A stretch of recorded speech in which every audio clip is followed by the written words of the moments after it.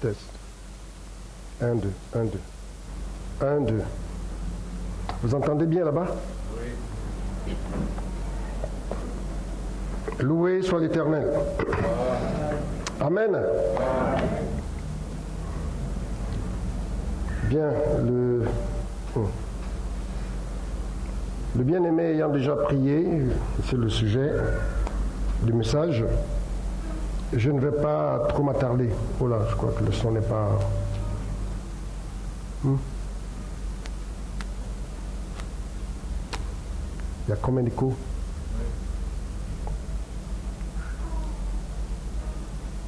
Nous allons poursuivre et peut-être poser quelques questions au sujet de notre thème, les obstacles à la foi agissante.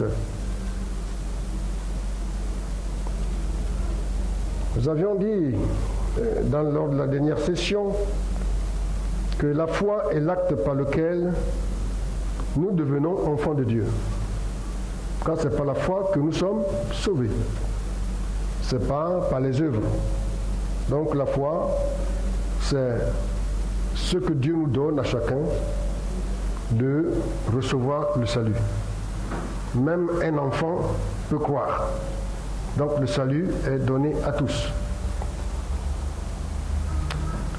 Et c'est par la foi également que nous sommes agréables à Dieu. Car il est écrit, or sans la foi, il est impossible d'être agréable à Dieu. Car il faut que celui qui s'approche de Dieu croit que Dieu existe et qu'il récompense ceux qui le cherchent.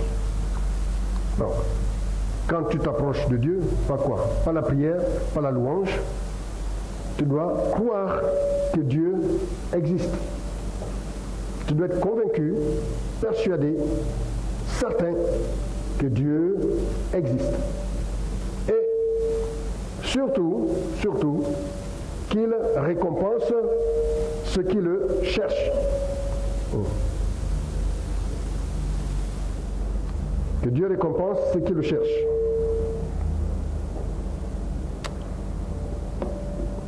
Alors Jésus a dit dans Jean 14, voilà. Remettez celui-là. Test.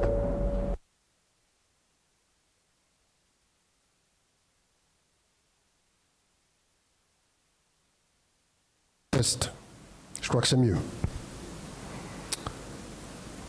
C'est également par la foi que nous continuons l'œuvre du Seigneur.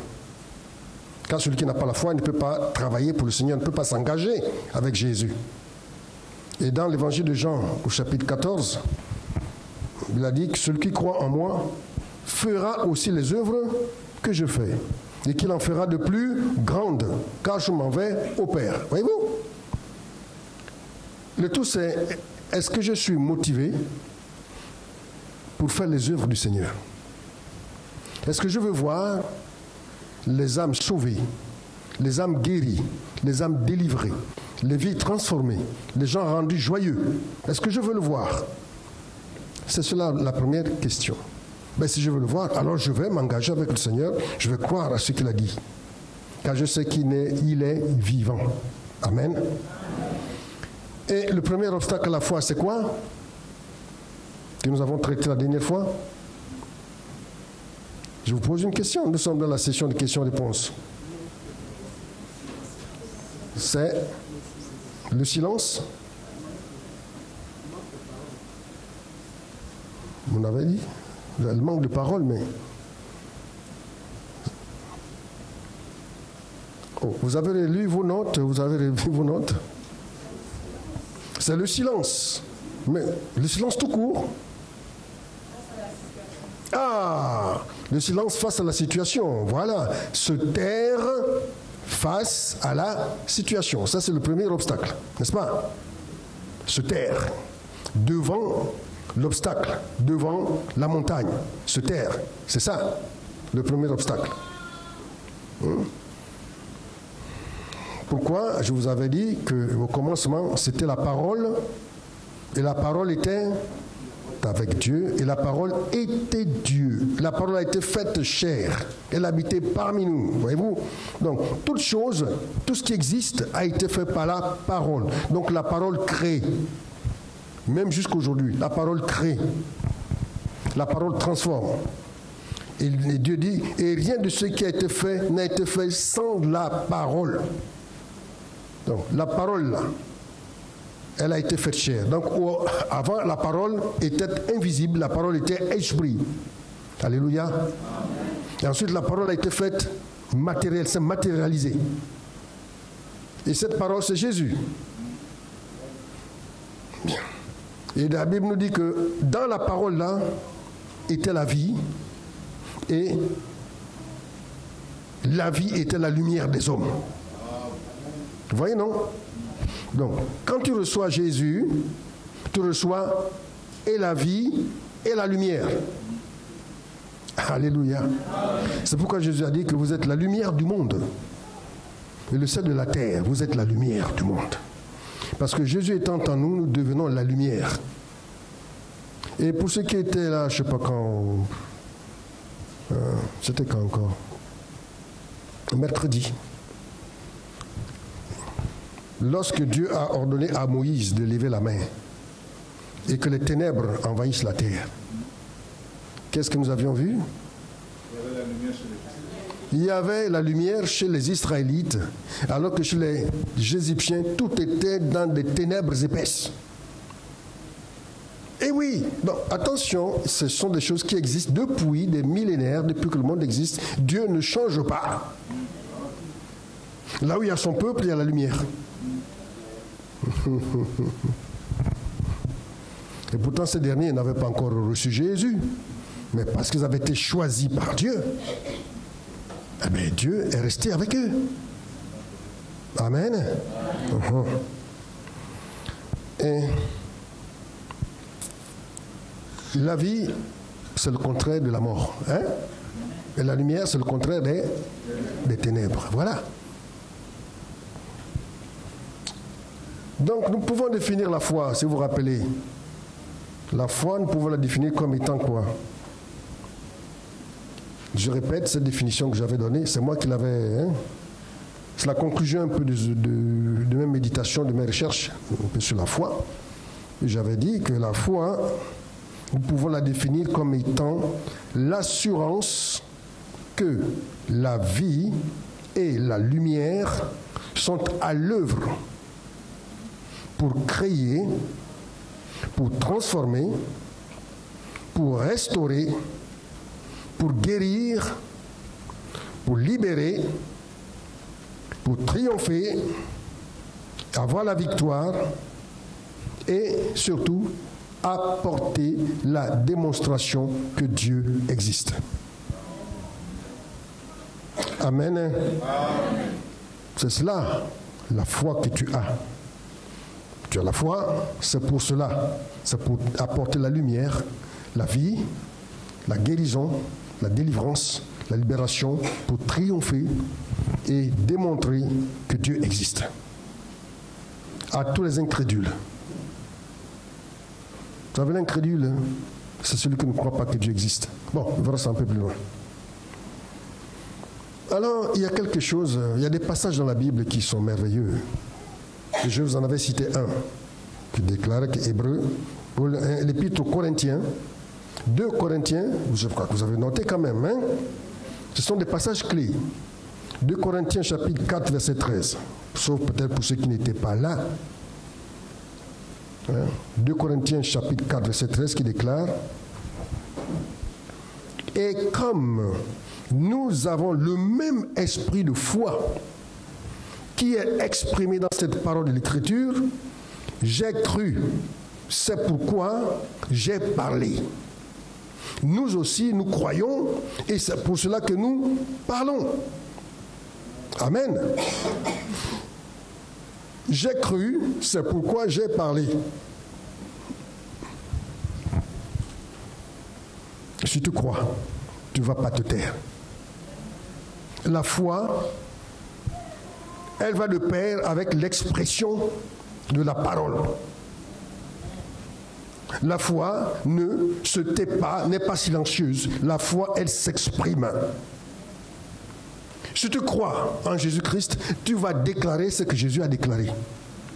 Si tu crois que Jésus est la parole de Dieu et que toute écriture est inspirée de Dieu, alors tu vas également déclarer ce que les Saintes Écritures déclarent.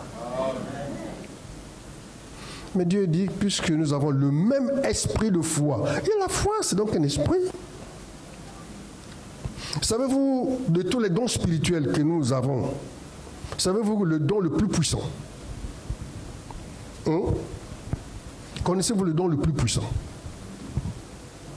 C'est la foi qui est le don le plus puissant.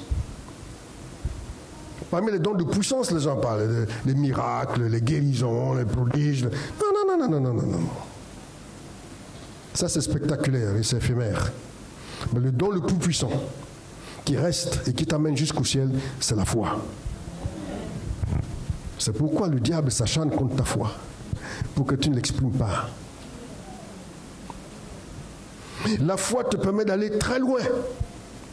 Très loin. Nous essayons de voir ça un peu. La foi t'amène très loin, très loin. Parce que la foi a des yeux. Alléluia. La foi a des yeux. Bien. Nous avons ensuite parlé de ce passage dans Marc chapitre 11, verset 20 à 24. Marc chapitre 11, 20 à 24, je crois que vous l'avez noté. Bon, je reprends pour ceux qui n'étaient pas là. Le matin, en passant, les disciples virent le figuier séché jusqu'aux racines. Pierre, se rappelant ce qui s'était passé, dit à Jésus, « Rabbi, regarde, le figuier que tu as maudit a séché. » Jésus prit la parole et leur dit, « Ayez foi en Dieu. Je vous le dis en vérité, si quelqu'un dit à cette montagne, « Ôte-toi de là et jette-toi dans la mer. » Et s'il ne doute point en son cœur, mais croit que ce qu'il dit arrive, il le verra s'accomplir. C'est pourquoi, je vous le dis, tout ce que vous demanderez en priant, croyez que vous l'avez reçu et vous le verrez s'accomplir. Alléluia. C'est magnifique ce passage, il faut le souligner dans votre Bible. Hein? Il faut mettre le surligneur là dans votre Bible.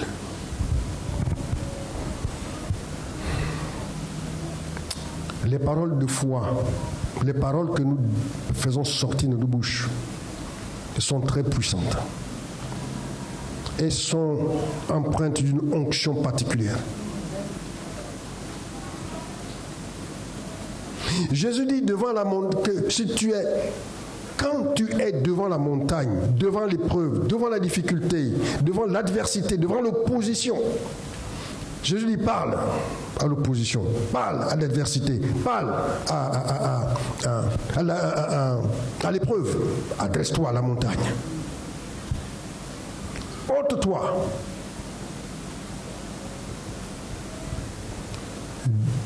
Parce que ta parole contient la puissance capable de déplacer l'épreuve. La prière ne suffit pas. La prière ne suffit pas.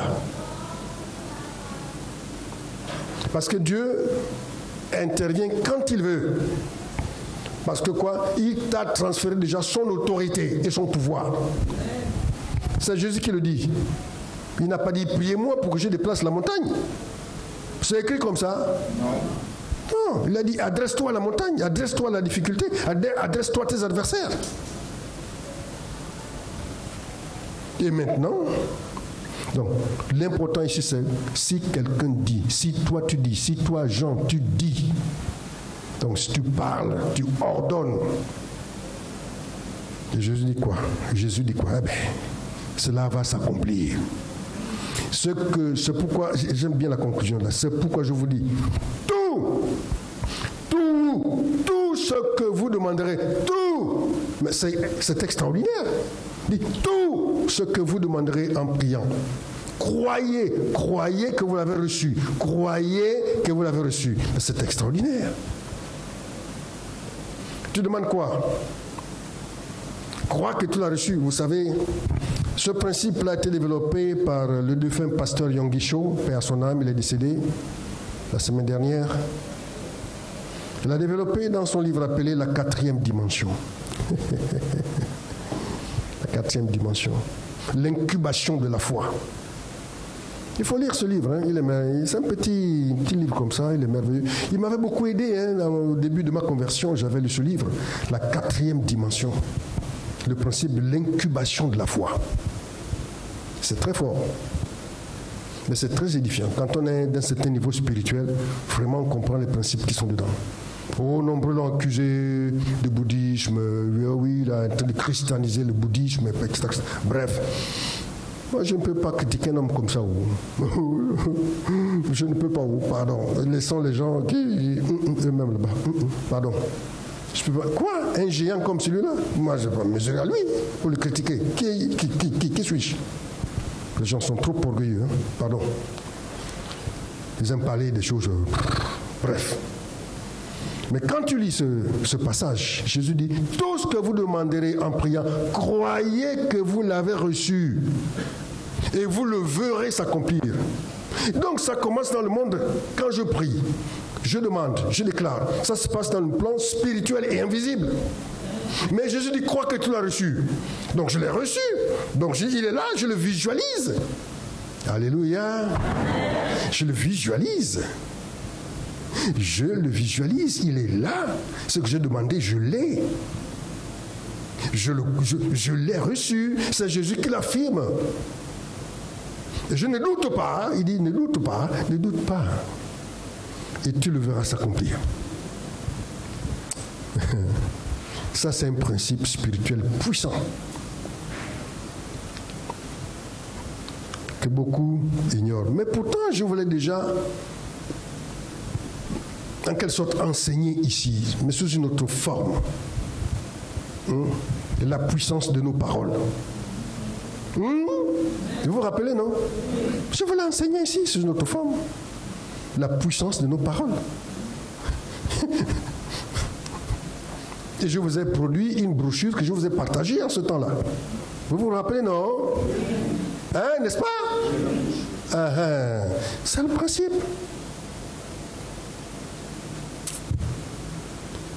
Nous avons reçu le même esprit de foi, c'est pourquoi je peux parler. J'ai cru et donc je parle.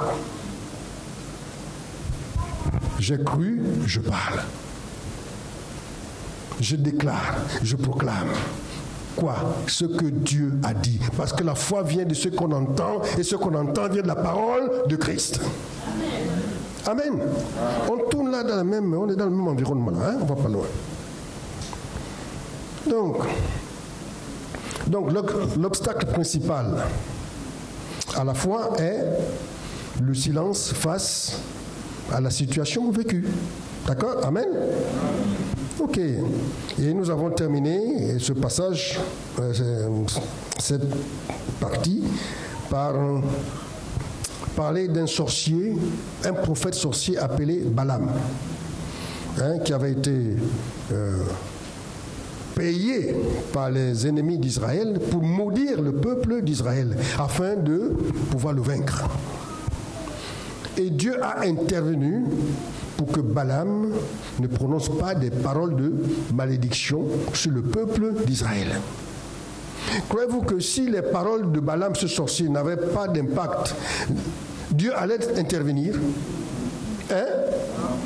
Dieu savait que les paroles de Balaam étaient puissantes au point de créer la malédiction, d'apporter la malédiction dans le peuple de Dieu. Dieu savait que s'il n'intervient pas, son peuple risque d'être maudit par un individu. Est-ce qu'il a pris une armée? Est-ce qu'il a pris simplement des soldats? Non. Les paroles seulement que Balaam allait prononcer allaient être catastrophiques. Les malédictions qu'il allait prononcer allaient être catastrophiques. Voilà pourquoi Dieu a intervenu. Pour bloquer ça. C'est pourquoi nous ne devons pas négliger les malédictions. La malédiction, ce sont des paroles qui ont été prononcées, ce sont des décrets qui ont été établis dans la vie des gens par nos ancêtres, nos parents, des professeurs, je ne sais pas qui, des chefs d'entreprise, là où nous avons travaillé, etc., etc. Toute personne qui avait une autorité sur toi, si elle prononce des malédictions sur toi, elles peuvent s'accomplir. On ne joue pas avec ces choses, c'est pourquoi nous les brisons, les détruisons, les dénonçons, les brisons. Il ne faut pas vous amuser avec ces choses. Dire, oh oui, mais nous sommes bénis, nous sommes... Et faites gaffe. Il faut briser les paroles de malédiction prononcées sur vous. Par vos parents, par vos ancêtres. Parce que ces paroles sont à l'œuvre dans votre vie, actives encore. Ces malédictions sont actives là. Il dit, oui, moi je suis né de nouveau, je ne suis plus sous la malédiction. Oui, c'est vrai. Christ a tout payé. Mais pourquoi est-ce qu'il y a tellement de blocages dans ta vie? Pourquoi il y a tellement de choses qui ne vont pas dans ta vie? Pourquoi?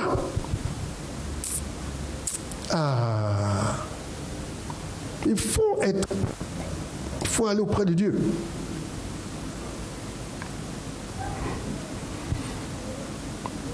Alors, deuxième obstacle à la foi. Nous allons passer à la deuxième étape. Deuxième obstacle, c'est le doute. Vous avez bien compris que c'est le doute. Eh oui.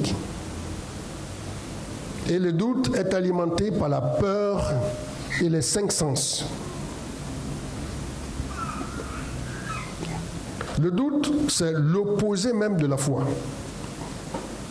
Ah oui, le doute, c'est l'opposé de la foi. Douter, ça veut dire quoi? Douter, c'est remettre en question la parole de Dieu. Douter, c'est remettre en question ce que tu as déclaré toi-même. Ce que tu as proclamé. Ce que tu as décrété. C'est le remettre en question. C'est ça le doute.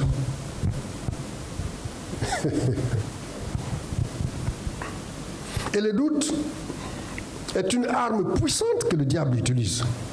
Parce qu'il sait que le doute est en chacun de nous. Le doute n'est pas dehors. Le doute est en chacun de nous. Et il sait que celui-là, ok, il a déclaré ça, ok, il a proclamé ça. Bon, je vais essayer de le taquiner. Je vais lui envoyer des circonstances extérieures, négatives, contraires. Je vais voir. Est-ce qu'il va tenir? Est-ce qu'il va tenir sur ce qu'il a déclaré? Donc le doute, c'est le contraire de la foi. C'est une arme redoutable que le diable utilise pour bloquer les chrétiens. Eh oui. Et ça, nous le retrouvons dans le même passage que nous avons lu, là, Marc chapitre 11. Verset 20-24. Le verset 23, il dit, « Je vous le dis en vérité, si quelqu'un dit à cette montagne, ôte-toi de là et jette-toi dans la mer, virgule, et s'il ne doute point en son cœur. » Ah, voilà. Il dit, attention, je vous ai donné ce principe, mais il y a un risque de blocage. Si tu doutes, que ce que tu as déclaré, ce que tu as dit, ne pourra pas s'accomplir, eh bien, ça ne s'accomplira pas. Ça ne s'accomplira pas. Et la foi, c'est cela. Il ne faut pas douter de ce que Dieu a dit. Il ne faut pas douter de ce que ta parole déclare. Parce que je sais que ma parole que je déclare, elle est puissante. Elle est remplie d'une énergie divine qui l'accompagne. Et pour cela, pour ne pas douter qu'est-ce que je dois faire, je dois répéter régulièrement ce que j'ai déclaré. Alléluia. Souvenons-nous de Josué, chapitre 1, verset 8. Que ce livre de la loi ne s'éloigne pas de sa bouche. Répète-le nuit et jour afin que tu réussisses dans toutes tes entreprises. Ça, c'est dans la version Bible du sommaire ou de l'autre. Répète-le nuit et jour. Répète. Répète. Tu vois ça? Ceci pour ne pas tomber dans le doute, pour continuer à affirmer que ce que j'ai dit va s'accomplir. Ce que j'ai déclaré va s'accomplir. Je le répète. Alléluia.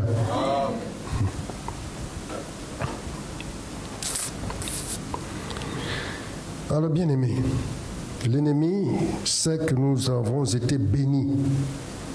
Nous avons des grandes bénédictions que Christ nous a acquises par sa mort sur la croix. Il sait que tout ça, c'est pour nous, c'est pour chacun de nous. Mais la question, c'est pourquoi est-ce qu'on n'arrive pas à les avoir, tout ça, toutes ces bénédictions? Pourquoi? Parce que le diable les a volés. Pour comprendre ça. Et nous devons les lui arracher. Il est le prince de ce monde. Est-ce que nous comprenons ça? Il est le prince de ce monde. Et c'est lui qui contrôle les industries, qui contrôle les banques, qui contrôle tous les systèmes économico-sociaux qu'il a mis en place. Politico-économico, c'est lui.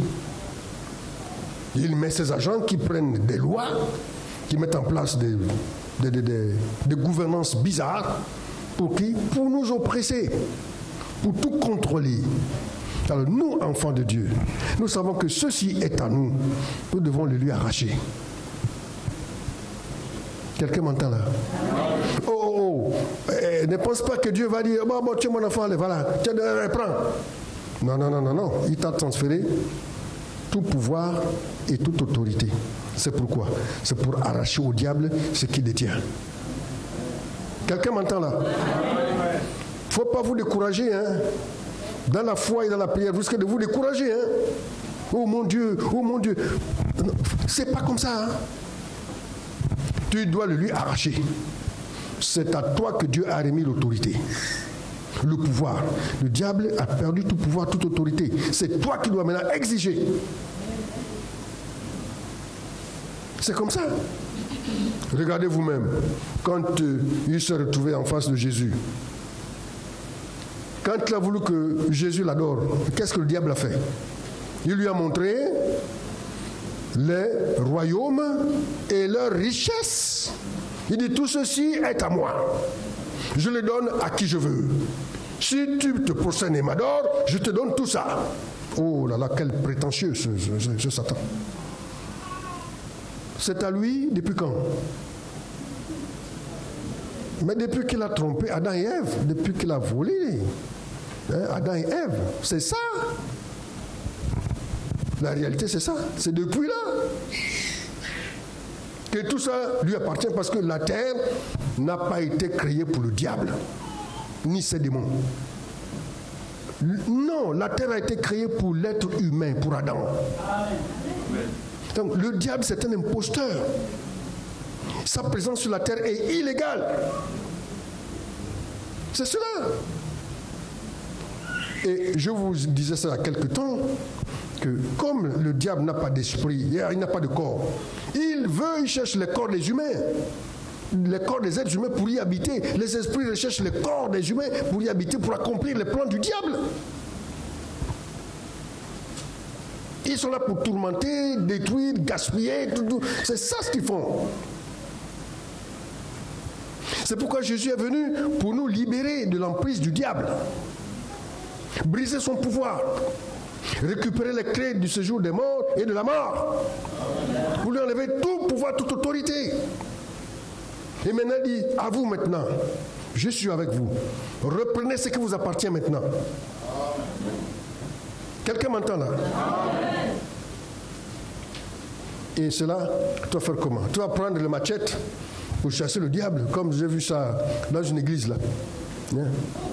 Ils ont pris les machettes. Oh, on va chasser le diable. Oh, Satan avec la machette. Non, je vous dis, il y a des choses, les gens sont fous.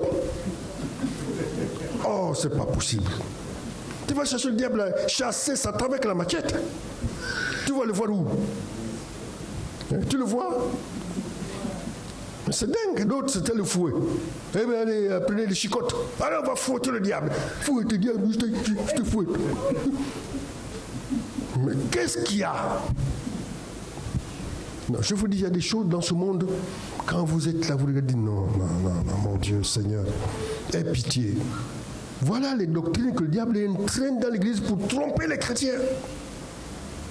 Et là, vous allez pendant 1 heure comme ça, je te fouette, je te fouette, pendant 1 heure, tu transpires. Et tu crois qu'il est parti? Il rigole, il est dans le coin, il rigole, il rit, il continue. Prends la machette, allez, va prendre la machette. Continue. C'est pas possible. Jésus a dit, si quelqu'un dit, Satan, au nom de Jésus, je te chasse. Il est écrit. Tout pouvoir m'a été donné dans les cieux sur la terre. Il est écrit, je voyais Satan tomber du ciel comme un éclair. Satan, tu es tombé, tu es à terre. Tu relâches. Tu vois, je lui parle, n'est-ce pas? Hein? Je lui parle, n'est-ce pas? Tu relâches. Tu relâches ça. Je te le commande au nom de Jésus. Tu sais que tu dois obéir. Il sait qu'il doit obéir. Il sait. Je me souviens toujours de ce pasteur, de fin pasteur Yonggi Cho. Au début de son ministère, il parle de ce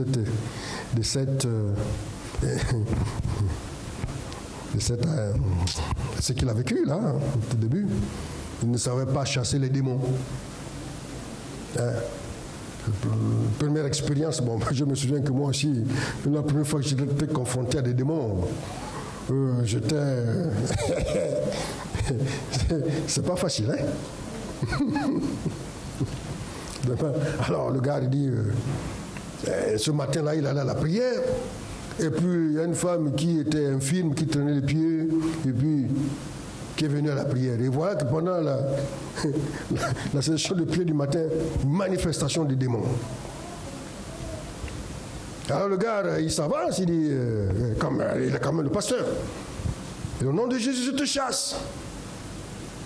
Le démon s'arrête, il le regarde. Il dit, mais toi, tu ne peux pas me chasser. Tu n'es qu'un petit haricot vert. Hein?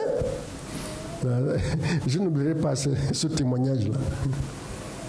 Il a été choqué. Il a été bouleversé. Il dit, mais comment? Le démon là me parle comme ça, me résiste. Pourtant, je lui ai commandé de partir au nom de Jésus. Il dit, toi, tu ne peux pas me chasser. Il s'est souvenu de ce que le Seigneur lui a donné comme pouvoir autorité. Il a dit, haricot vert ou pas, au nom de Jésus, je te chasse. Haricot vert ou pas, haricot vert, au nom de Jésus, je te chasse. Le démon dit, je ne pars pas. Il dit, je te chasse, je ne pars pas, tu pars. Jusqu'à ce que le démon là est parti. Et la femme a été délivrée de son infirmité. Alors ça, c'était pour moi un témoignage qui m'a beaucoup édifié. Et nous avons vécu ça dans cette église. Dans cette assemblée, on a vécu ça à maintes reprises. Hein. Tu chasses l'esprit, il dit, je ne pars pas.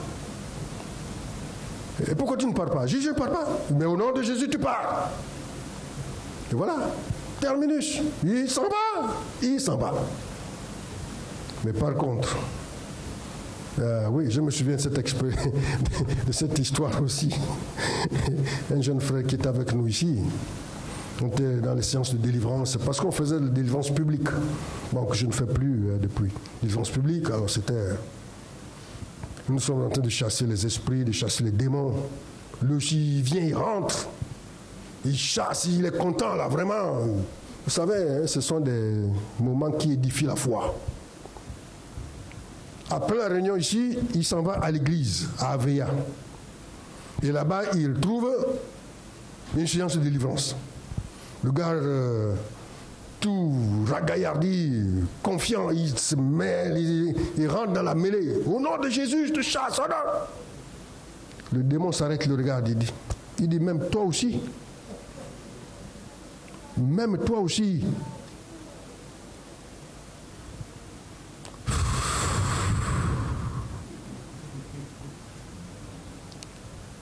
Vous avez compris?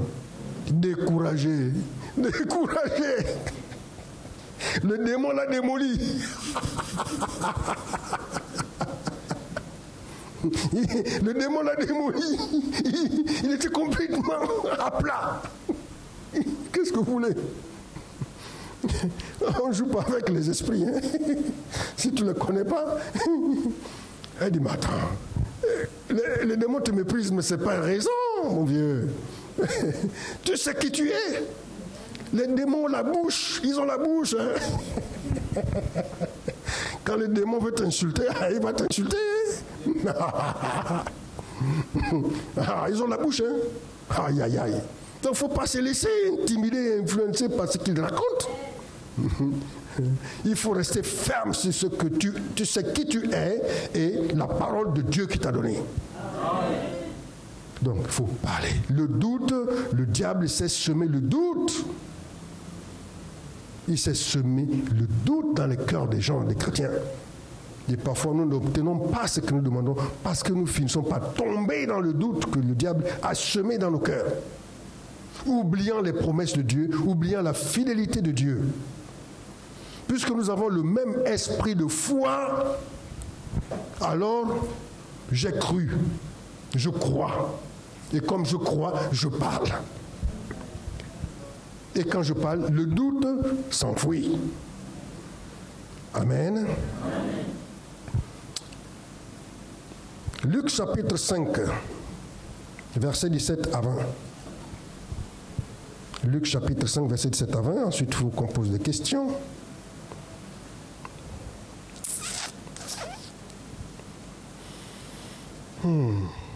Un jour, Jésus enseignait. Des pharisiens et des docteurs de la loi étaient là, assis, venus de tous les villages de la Galilée, de la Judée et de Jérusalem, et la puissance du Seigneur se manifestait par des guérisons. Et voici des gens portant sur un lit un homme qui était paralytique, cherchaient à le faire entrer et à le placer sous ses regards. Comme ils ne savaient par où l'introduire à cause de la foule, ils montèrent sur le toit et ils le descendirent par une ouverture avec son lit au milieu de l'assemblée devant Jésus. Voyant leur foi, Jésus dit, « Homme, tes péchés te sont pardonnés. » Alléluia. Amen. Nous voyons ici une situation. Des amis, on a la situation, c'est quoi? Un homme paralytique. Il est couché, grabataire, sur son lit. Et transporté par ses amis ou ses parents, bon, je crois bien. Hein? Jésus est là en train d'enseigner. Les autres sont en train d'être guéris. Mais comme Jésus guérit, qu'est-ce qui se passe? Tout le monde vient, n'est-ce pas? Tout le monde vient et il n'y a plus de place. L'entrée est fermée. Plein de gens à l'entrée. Vous allez pousser les gens. Vous dites, quitte là, on va passer. Mais l'autre dit, mais non, mais moi aussi je suis venu pour recevoir la guérison. Toi pas. N'est-ce pas?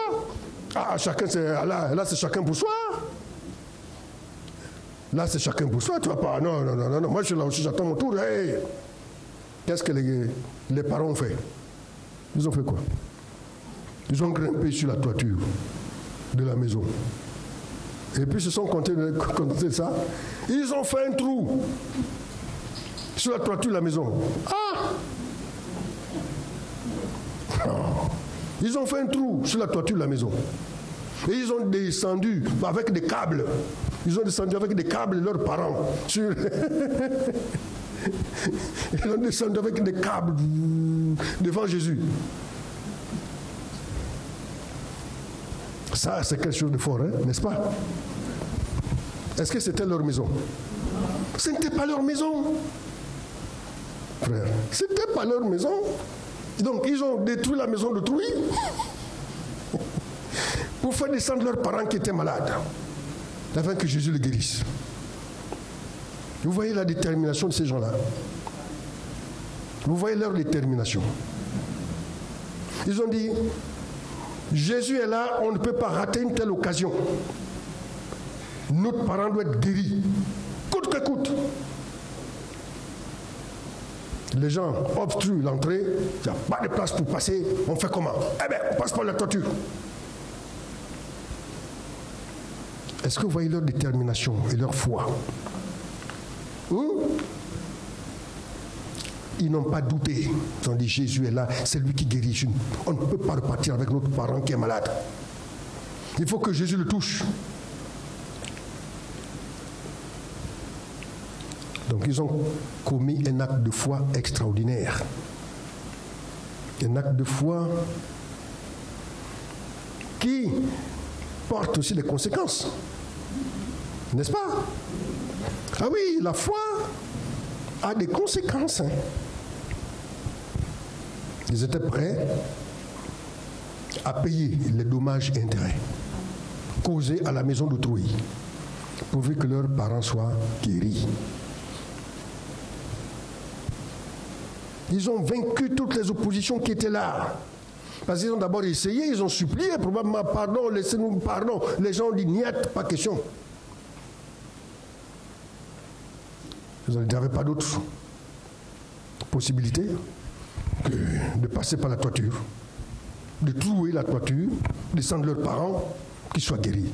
Et Jésus a dit, voyant leur foi, ce n'est pas la foi de celui qui était malade, ce n'est pas la foi de celui qui était paralytique. Jésus a vu la foi de ses amis ou de ses parents qui l'ont amené chez lui. C'est cela.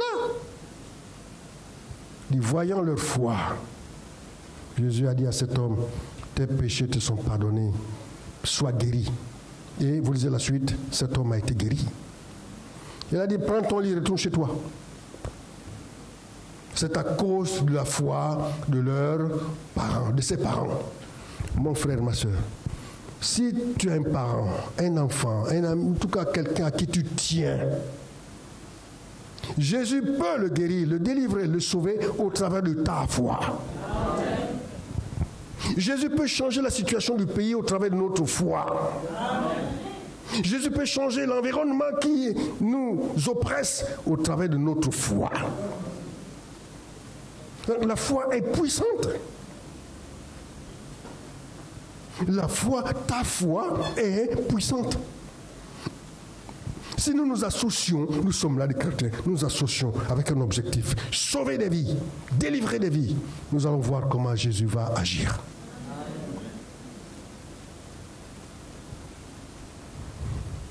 La foi, c'est le moteur. C'est le moteur de notre croissance spirituelle.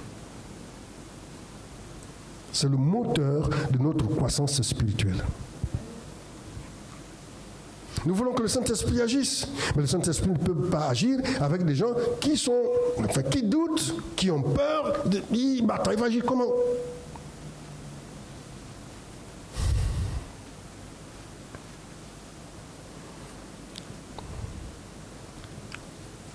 La foi, c'est aussi prendre des risques. C'est aussi prendre des risques. La foi va de pair avec les risques. Quand tout va bien, pourquoi tu vas avoir la foi? Est-ce que tu as besoin de foi?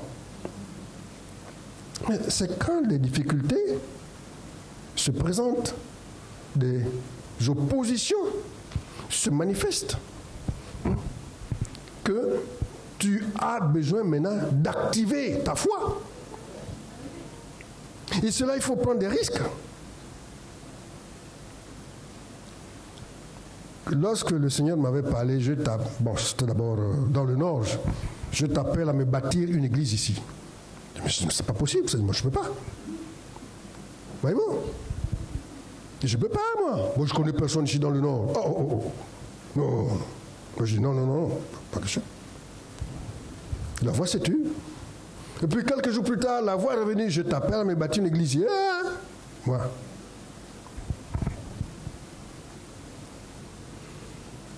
C'était une période difficile, Une période difficile. Les églises éveillées commençaient à naître avec Béthanie. C'était une période très difficile. Dieu a insisté que j'ai dit, d'accord, puisque tu insistes, je vais le faire. Et puis bon, j'ai commencé à prier à la maison. J'ai commencé à prier à la maison. Avant, je fréquentais l'église évangélique quand j'étais à OIM. J'étais à l'église évangélique bon, pour éviter, parce que je ne voulais pas de problèmes et tout ça. Mais Dieu a dit stop. Et, frère, j'ai commencé l'église. Quelque temps après, Dieu a ajouté un couple, 2 couples, 3 couples. Oh. Et puis voilà, on commence à faire l'évangélisation. Les gens se convertissent. Oh là là, oh là là. Oh, oh, oh. Les gens se convertissent. Au bout de quelques temps, wow, plus de 100 personnes. J'ai encore les photos là. Wow! Mon Dieu. Alors, tout bon chrétien que j'étais, j'appelle le responsable de l'Alliance chrétienne en ce temps-là. Le pasteur président en ce temps-là. Ah, ils me disent, nous, on ne t'a pas envoyé là-bas. Qui t'a envoyé pour bâtir une église? Je ne sais pas, nous. Une façon de dire, débrouille-toi.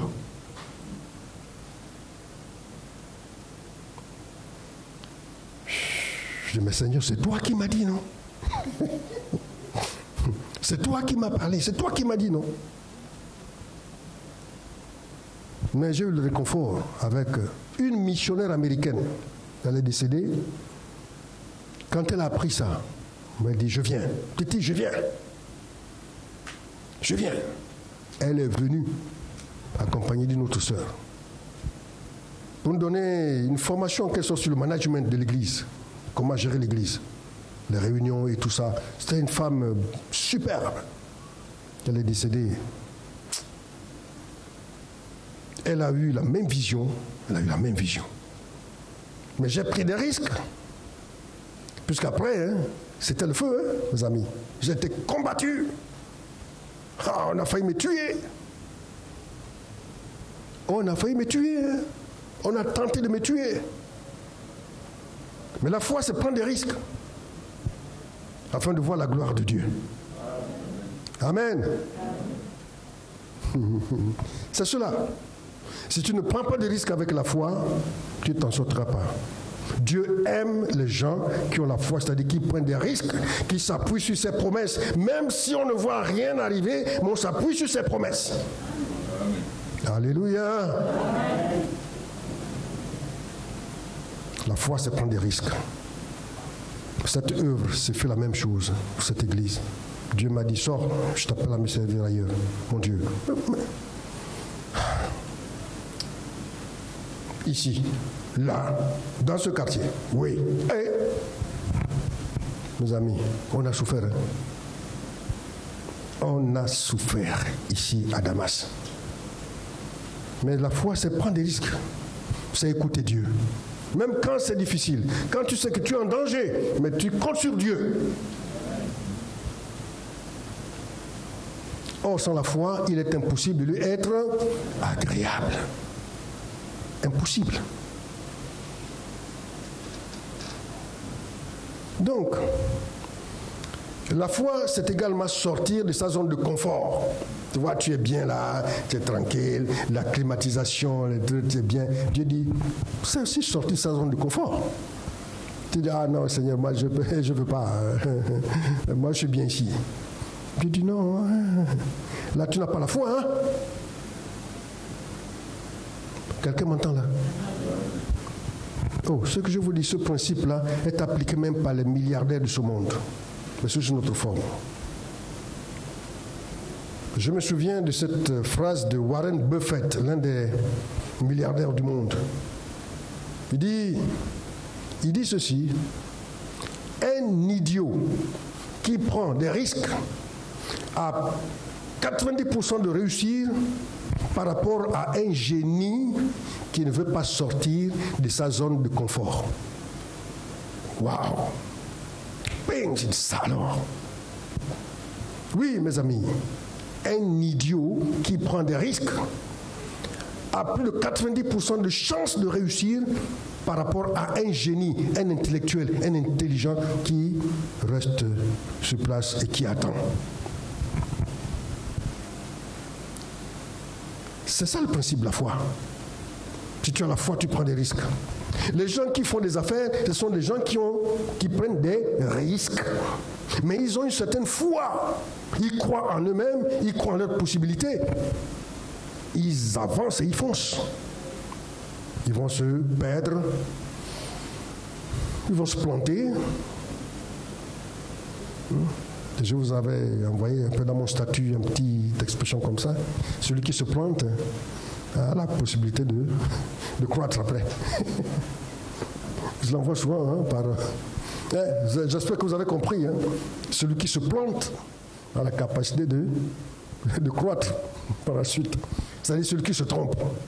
Si tu te plantes, tu te trompes, tu as la capacité de rebondir, de repartir. Bon, souvent quand j'envoie des choses dans mon statut WhatsApp, c'est pas pour me faire voir, c'est pour donner, pour édifier, exhorter, édifier, c'est ça.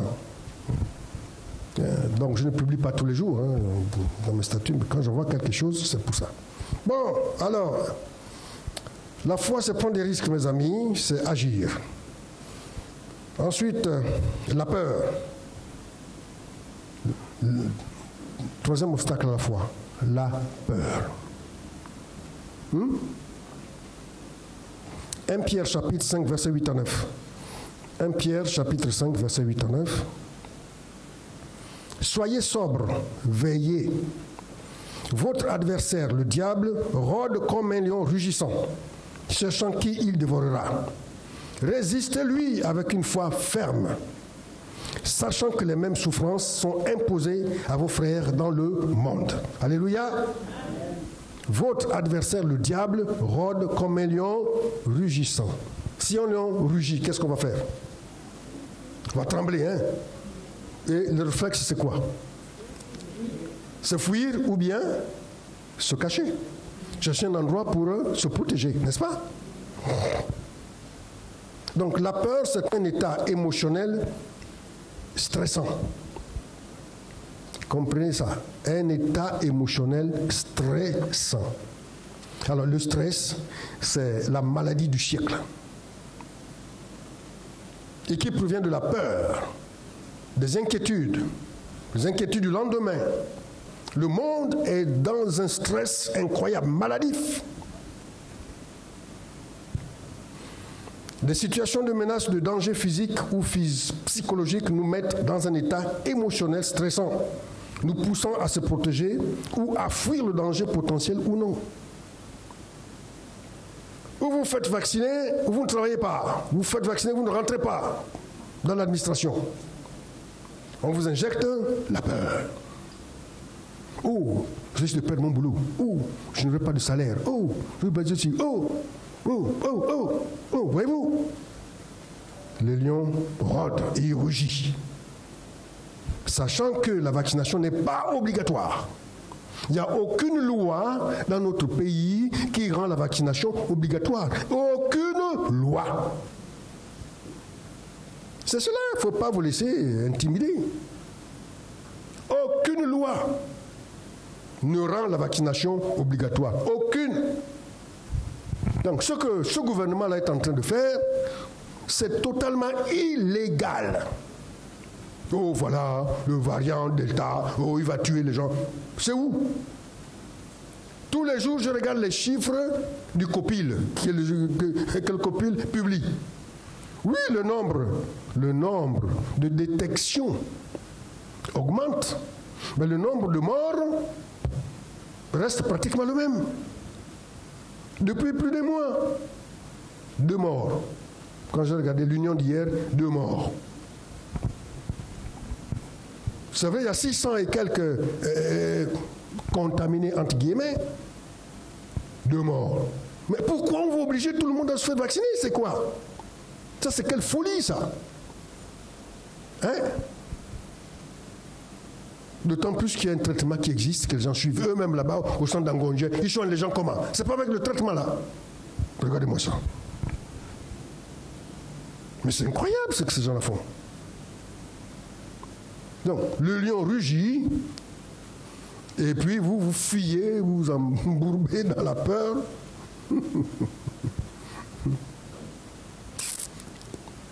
Mes amis, tu as le Dieu Tout-Puissant avec toi. Nous devons commander à Satan, au lion qui rugit, de se taire. Dis, tais-toi. Et c'est qui ce lion ici au Gabon? Mais ce sont toutes ces organisations ésotériques et sataniques qui veulent établir le nouvel ordre mondial, mais qui procèdent par la peur. L'OMS n'a jamais dit que la vaccination était le remède, ni l'imposer aux gens. Non, l'OMS n'a jamais dit ça. L'Union européenne, la Commission de l'Union européenne, n'a pas du tout. Au contraire, interdit la vaccination obligatoire. Mais vous avez le démoniaque Macron, là, le satanique Macron, qui veut à tout prix exécuter le plan de Lucifer, qui veut à tout prix sacrifier les Français, qui foncent. Ils savent que c'est illégal, c'est interdit par la Commission de l'Union européenne, mais le gars, il passe outre. Vous vaccinez, ou bien vous travaillez. Vous n'êtes pas vacciné, dehors. Les gars ont dit, il n'y a pas de souci. Les infirmières qui m'ont dit, ok. Renvoyez-nous, on part. Maintenant, il commence à avoir des problèmes dans les hôpitaux. Qui va soigner les gens? Au Gabon, il faut arriver à procéder de telle manière. On vous impose une chose, ok, je reste chez moi, travaillez vous-même. On va voir. Pas besoin d'aller crier dans les rues. Travaillez vous-même. Vous allez vous-même apporter votre courrier à gauche, à droite. Vous-même, vous allez le transporter. Allez-y. C'est ma vie. Ce n'est pas le gouvernement qui me donne la vie. C'est ma vie. Donc la peur, c'est l'élément utilisé par le diable pour contrôler les masses. Dernier point, les 5 sens. Les 5 sens que nous avons. La vue. Vous connaissez les 5 sens, non? La vue, l'ouïe, l'odorat, le goûter et le toucher. Le diable se sert de ça. Également pour bloquer ta foi, pour t'empêcher d'agir. Et dans 2 Corinthiens chapitre 5 verset 7, il est écrit, 2 Corinthiens chapitre 5 verset 7, car nous marchons par la foi et non par la vue. Nous marchons par la foi et non par la vue. Jean chapitre 20, versets 26 à 29. J'aime bien ce passage. Jean chapitre 20, versets 26 à 29 dit ceci. 8 jours après, les disciples de Jésus étaient de nouveau dans la maison. Et Thomas se trouvait avec eux. Jésus vint, les portes étant fermées, se présenta au milieu d'eux et dit, la paix soit avec vous. Puis il dit à Thomas, avance ici ton doigt et regarde mes mains. Avance aussi ta main et mets-la dans mon côté. Et ne sois pas incrédule, mais crois. Thomas lui répondit, mon Seigneur et mon Dieu. Jésus lui dit, parce que tu m'as vu, tu as cru. Heureux ceux qui n'ont pas vu et qui ont cru. Amen. Heureux ceux qui n'ont pas vu et qui ont cru. Cela veut dire qu'ils ont la foi. Ils ont la foi. Si je vous dis, Jésus est au milieu de nous. Bon, certains pourront dire comme Thomas, tant que moi je ne l'ai pas vu. Moi, je ne croirais pas. Tant que je n'ai pas mis mon doigt dans les traces des clous et mis mon doigt sur son côté, je ne croirais pas. Mais Jésus est là. Quand il parlait comme ça, Jésus était là. Qui a rapporté à Jésus que Thomas, voici ce qu'il a dit? Personne. Jésus était là quand Thomas parlait. Et puis Jésus a décidé de procéder de la même manière. Et la Bible nous dit, les portes étant fermées, la maison étant fermée, Jésus est entré, s'est présenté au milieu d'eux. Est-ce qu'il appelait tout le monde? Oui, il s'est adressé à Thomas, il dit, Thomas, viens ici. Viens ici. Alors, répète encore ce que tu as dit. N'est-ce pas? C'est une façon de parler. Répète encore ce que tu as dit. Hein? Viens, allez, mets. Voilà, mets. Allez, voilà mon côté, viens. Oh, mon Seigneur, mon Dieu. Enfin, Thomas, parce que tu vois, parce que tu as touché, que tu crois maintenant. Oh, heureux ceux qui ont cru, hein? Sans avoir vu, hein? Je crois, parce que je sais que mon Rédempteur est vivant. Ce que nous voyons, entendons, sentons ou touchons influence notre foi en Dieu. Souvent, on prie pour les personnes. Oh, j'ai mal ici, j'ai mal là. Nous prions. Reçois la guérison. Sois guéri au nom de Jésus. Vous savez, si la personne ne reçoit pas cette guérison, pendant que je prie, la reçoit. Que si la personne ne reçoit pas et commence à dire, même s'il y a encore une petite douleur, dit je reçois, cette personne ne pourra pas être guérie. Mais si elle reçoit en ce moment-là, même si il y a encore des douleurs, mais reçoit cette guérison, elle reçoit cette parole, le processus de guérison s'est enclenché dans sa vie. Et la personne là sera guérie. C'est pourquoi Jésus a dit, vous imposerez les mains aux malades et les malades seront guéris en mon nom.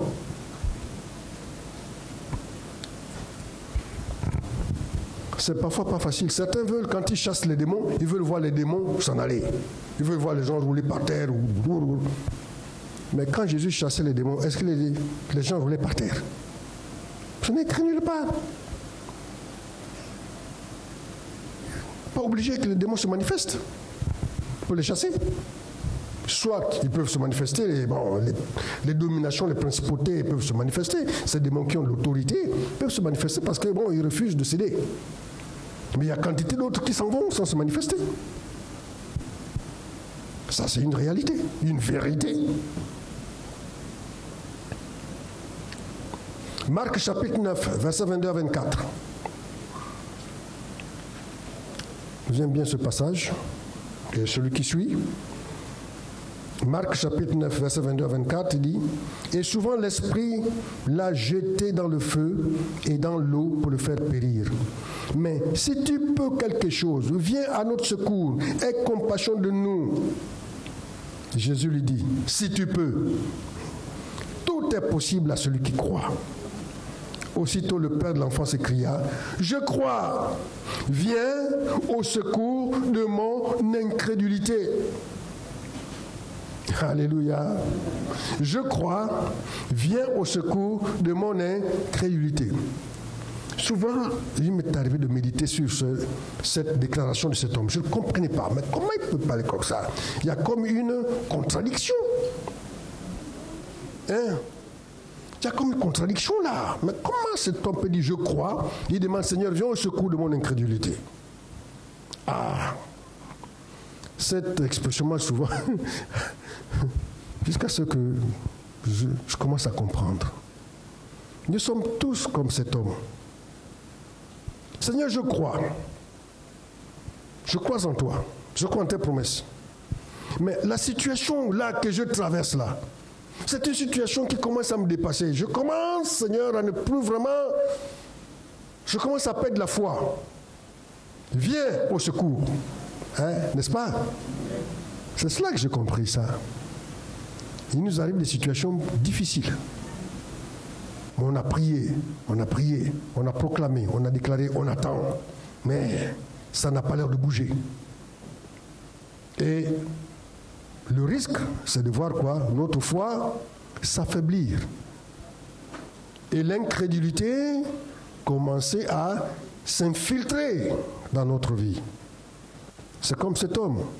Il avait amené son enfant qui était frappé d'épilepsie partout. Mais il n'y avait pas de solution. Alors il vient sur Jésus. Jésus, si tu peux quelque chose, sauve mon enfant. Jésus dit, tout est possible à celui qui croit. Il dit, oui, mais je crois, mais regarde. Je suis dépassé. N'est-ce pas? C'est cela. Je crois en toi, Seigneur, mais je suis dépassé par cette situation. Et les disciples ont vécu la même chose. Matthieu chapitre 17, verset 20, 15 à 20. On va s'arrêter par là. Matthieu chapitre 17, verset 15 à 20. C'est le même récit qui est cette fois-ci donné par Matthieu. La foi, c'est notre base de vie. Vraiment, sans la foi, on ne peut pas grandir. C'est pourquoi nous avons pris le temps de vous parler de la foi de plusieurs manières.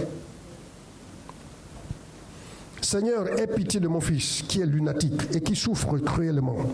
Il tombe souvent dans le feu et souvent dans l'eau. Matthieu 17, 15 à 20. Je l'ai amené à tes disciples et ils n'ont pas pu le guérir. Race incrédule et perverse, répondit Jésus. Jusqu'à quand serai-je avec vous? Jusqu'à quand vous supporterai-je? Amenez-le-moi ici. Jésus parla sévèrement au démon qui sortit de lui et l'enfant fut guéri à l'heure même. L'enfant fut guéri à l'heure même. C'est une expression importante. Ça veut dire que l'enfant n'a pas été guéri immédiatement. Ça veut dire que l'enfant a été délivré au bout d'un certain temps. À bien comprendre cette expression. Parce que beaucoup de chrétiens sont brisés à ce niveau-là. Alors les disciples s'approchèrent de Jésus et lui dirent en particulier, « Pourquoi n'avons-nous pu chasser ce démon ?» Il répond, « C'est à cause de votre incrédulité, leur dit Jésus. Je vous le dis en vérité, si vous aviez de la foi comme un grain de sénévé, vous diriez à cette montagne, transporte-toi d'ici là, et elle se transporterait, et rien ne vous serait impossible. » Amen. Amen. Il dit, les disciples sont venus voir, Seigneur, nous avons essayé de chasser ce démon. En ton nom, on l'a chassé, le démon n'est pas parti. Mais pourquoi? Jésus répond à ses disciples, c'est à cause de votre incrédulité. À cause de votre incrédulité. Ah, comment ça? D'où venait, qu'est-ce qui était la cause de leur incrédulité? Voilà la question qu'il faut se poser. Ils avaient l'habitude de chasser les démons déjà. Lisez Matthieu et Marc. Ils avaient l'habitude de chasser les démons. Mais arrivé là, ce cas-là, boum, ils n'arrivent pas. Ben, ils viennent chez le maître. Jésus chasse le démon. Et il demande, mais ok, toi tu l'as chassé, mais pourquoi est-ce que nous on n'a pas pu le chasser? Et le Seigneur répond, à cause de votre incrédulité. Ça veut dire quoi? D'où provenait cette incrédulité?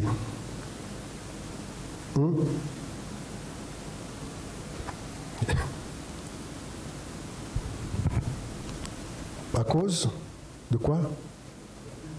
Des 5 sens, des sens. La vue, de ce qu'ils entendaient. Comme je vous l'ai dit tantôt, il y en a qui veulent voir le démon sortir, pousser les cris, s'en aller, je pars.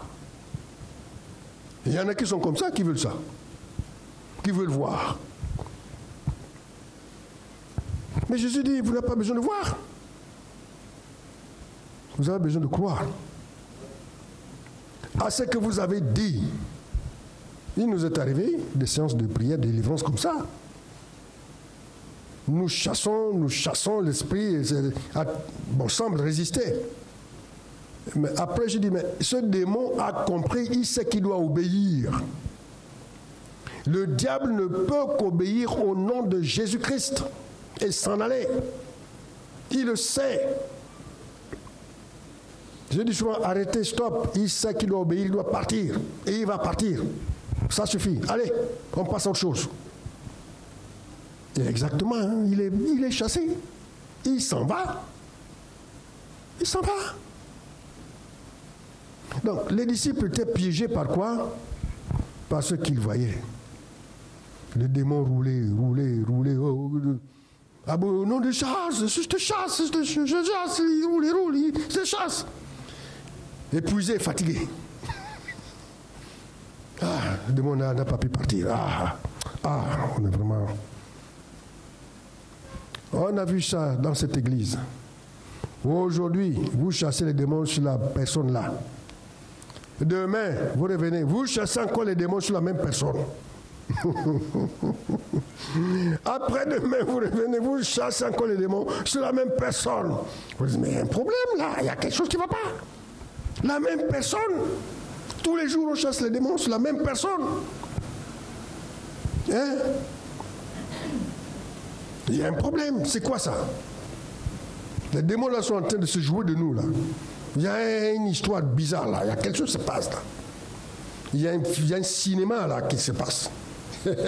Effectivement, quand on a compris qu'il y avait aussi le cinéma. Oui, il y avait le cinéma des démons. On a stoppé ça, ça va, on a compris. Hein. La prochaine fois, elle va s'agiter encore, on ne s'occupe plus de... On ne s'occupe plus de ça. Hey, laissez-moi ça. Et c'est comme ça. Eh oui. Donc, ce que nous voyons impacte notre foi. Ce que nous entendons impacte notre foi. Vous ne pourrez pas me chasser. De toute façon, moi je suis là depuis 100 ans. Ah bon, depuis 100 ans? Qui que tu sois là depuis 100 ans. Moi, en tout cas, au nom de Jésus, dors. Dégage. Tu sors. Eh oui. Il va vous parler, il va... Oh, on chassait les démons d'un frère qui n'est plus cette assemblée depuis. Mais je vous dis, le démon là, il rugissait comme un lion. Comme celui que j'avais rencontré pour la première fois à Port-Gentil, avec ma femme. Auprès d'une jeune fille là. La jeune fille là, elle rugissait comme un lion, je vous dis. Le pasteur missionnaire qui est avec nous, il tremblait. Vous voyez, moi je suis nouveau converti. Je suis là, je viens avec le pasteur. Le démon se manifeste, le pasteur tremble. Quand le démon regarde, le pasteur tremble. Oh, j'étais là. Nouveau converti, je regarde, oh aïe aïe, qu'est-ce qui va se passer là? Qu'est-ce qui va se passer là? Oh là là.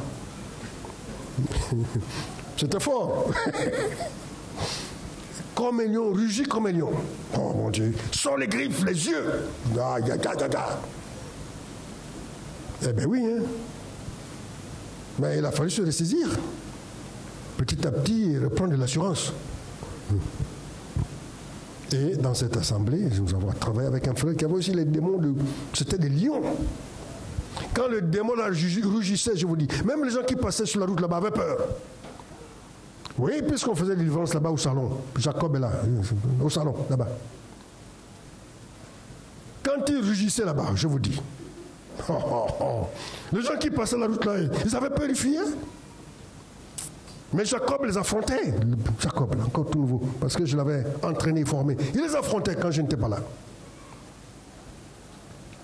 C'était du corps à corps. Le démon dit, par question, Jacob dit, tu pars.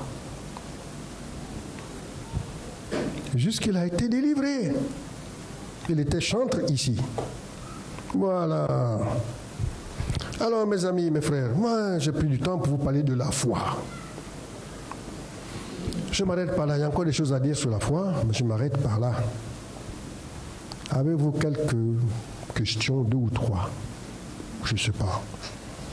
Est-ce que vous avez compris? J'espère bien. J'ai été simple, illustré par des exemples et présenté le thème simplement.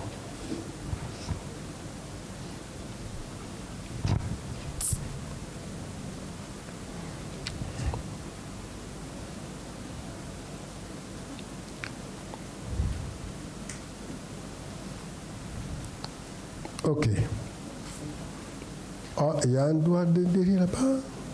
Au fond, on va prendre au moins cette question. En tout cas, j'ai essayé d'être simple en vous donnant des exemples. Oui. Bonjour, peuple de Dieu. Bonjour. Voilà mon interrogation. Pasteur, vous avez dit on n'est pas sauvé par les œuvres, mais par la foi. Par le fait de croire en Jésus-Christ. Voilà ce qui nous sauve. Mais ma question est celle-ci. Est-ce que le fait de croire simplement en Jésus-Christ, sans pourtant manifester une vie qui ressemble à Christ, on peut être sauvé? Ou il faut nécessairement une foi, une attitude qui démontre qu'on croit en Christ? Voilà. En tout cas, ce n'est pas moi qui le dis, hein. C'est la parole de Dieu qui le dit. Éphésiens chapitre 2, à partir du verset 8. Ok? C'est pas la foi, c'est pas le moyen de la foi que vous êtes sauvés. Non, c'est par la grâce de Dieu que vous êtes sauvés par le moyen de la foi. Ce n'est point par vos œuvres, afin que quiconque ne se glorifie. C'est Dieu qui le dit, d'accord? Tu crois, tu es sauvé. Parce que Dieu ne te demande pas d'accomplir des œuvres pour aller au ciel. C'est le piège dans lequel les catholiques ont mis beaucoup de leurs fidèles. Les œuvres, qui croient que par les œuvres, ils vont être sauvés. Non. La pénitence et tout ça et tout. Non. Crois en Christ. Et tu es sauvé. C'est ce que Jésus a dit. Dieu a tant aimé le monde qu'il a donné son Fils unique afin que quiconque croit en lui ne périsse point, mais qu'il ait la vie éternelle. Dieu n'a pas envoyé son Fils dans le monde pour juger le monde, mais pour que le monde soit sauvé par lui. Point. Cette base étant établie, voilà. Maintenant, quand on a cru en Christ et que nous voulons le suivre, nous allons être en ce moment-là son disciple. Et quand on est disciple de Jésus, on veut faire comme le Maître a fait. En mon nom, voici les miracles qui accompagneront ceux qui auront cru en moi. Tu vas faire quoi? Tu vas chasser les démons, tu vas parler en langue, tu vas imposer la main aux malades, les malades seront guéris, ainsi de suite, ainsi de suite. Mais quand tu fais cela, tu ne fais pas ça pour avoir une récompense dans le ciel, parce que si tu fais ce genre d'œuvre pour avoir une récompense, tu es un incrédule quelque part. Tu comptes maintenant sur les œuvres et non sur la foi. Parce que c'est la foi qui t'a sauvé, ce n'est pas les œuvres. Beaucoup de personnes ne chassent pas les démons, n'est-ce pas? Mais ces gens, on va dire qu'ils ne sont pas sauvés. Si, elles sont sauvées par leur foi en Jésus. Mais quand tu veux agir avec Jésus pour établir le royaume de Dieu sur la terre, tu vois, non? Tu vas t'engager avec lui. Et c'est là où Jésus a dit, ceux qui croient en lui vont faire les œuvres qu'il a accomplies. Ok? Et qui vont en accomplir de plus grandes. Parce que Jésus est venu sur la terre pour sauver les perdus. Tu vas t'engager dans l'évangélisation pour sauver aussi les autres. Tu vas partager les brochures. Tu vas prier. Tout ça sont les œuvres qui sont là pour établir le royaume de Dieu.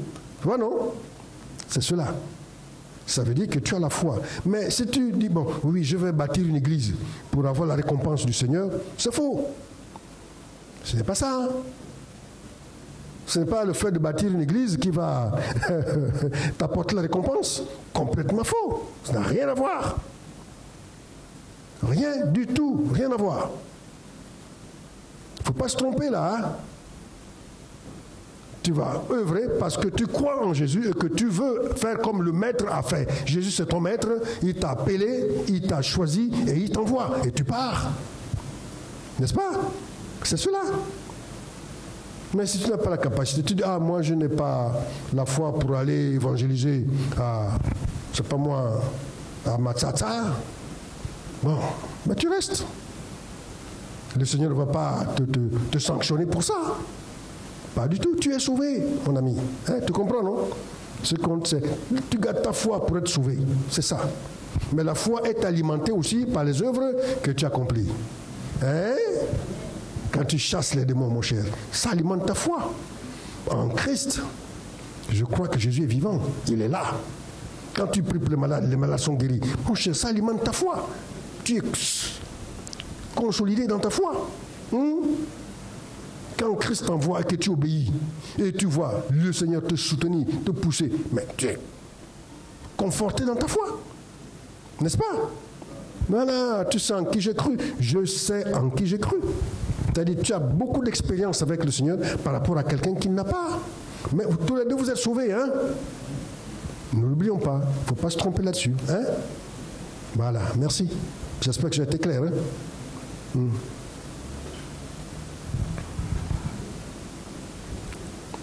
Mais on accomplit les œuvres parce qu'on aime le Seigneur. Parce qu'on l'aime. C'est cela. Si tu n'aimes pas le Seigneur, tu vas faire quoi? Alors, aimer, il y a plusieurs façons d'aimer aussi. Hein? Il y a plusieurs degrés. Hein? Voilà. Voilà, bien-aimés, je sais que le temps est passé. On va s'arrêter par là. Les messages sont enregistrés. Si vous avez besoin de les écouter, demandez, apportez votre clé USB ou autre. On va vous copier le message, vous écoutez chez vous. Ou bien, vous voulez le réécouter, allez, connectez-vous au site de l'église de Libreville, communauté apostolique de l'Est Damas, sur Facebook. Et vous pourrez réécouter le message et tous les cultes d'ailleurs. Que Dieu vous bénisse. Veuillez vous lever, s'il vous plaît, on va prier.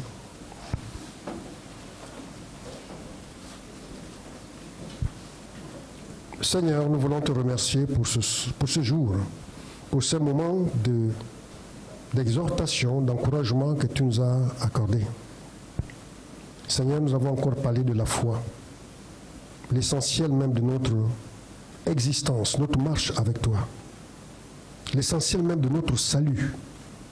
Seigneur, nous croyons que ton esprit va encore compléter le message, les paroles qui ont manqué, corriger les erreurs qui se sont glissées. Seigneur, ma prière, c'est que les membres de cette assemblée et tous ceux qui vont écouter ce message soient édifiés dans leur foi, puissent se lever et affronter les montagnes, affronter les difficultés, affronter l'adversité, affronter les épreuves en s'adressant à ces adversités et autres. Parler, agir, refuser de douter. Seigneur, chasser la peur. Tout ceci sont des thèmes importants. Et refuser toujours de croire en ce que nous voyons ou entendons. Remplis-nous de ta paix, de ta joie et de ta justice.